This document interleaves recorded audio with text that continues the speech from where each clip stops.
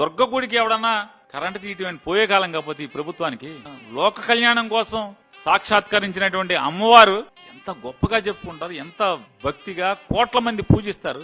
అమ్మవారి గుడి current ఆపటమా? Bill కట్టలేదా? Balakrishna గారు అల్లుడేమో 18 కోట్లు కట్టపోయినా కరెంటు తీరు, అమ్మవారు 3 కోట్లు కట్టలేదంట. 3 కోట్లు మాఫీ చేస్తే పోయే కాలం ఈ ప్రభుత్వానికి? ఎన్ని మాఫీ చేస్తున్నారు? ఎకరం 50 కోట్లు 60 కోట్లు చేసే పొలాన్ని 90 పైసలకి 99 పైసలకి ₹10 ఇస్తున్నారు. మీరు అమ్మవారి గుడికి కరెంట్ ఏమైనా ఉచితంగా ఇస్తే మీకు పోయే కాలమా? మా హిందూయిజం మా సనాతనం అంటారు, మెట్లు కడుగుతారు. ఇవన్నీ పోయే కాలం బుద్ధులు.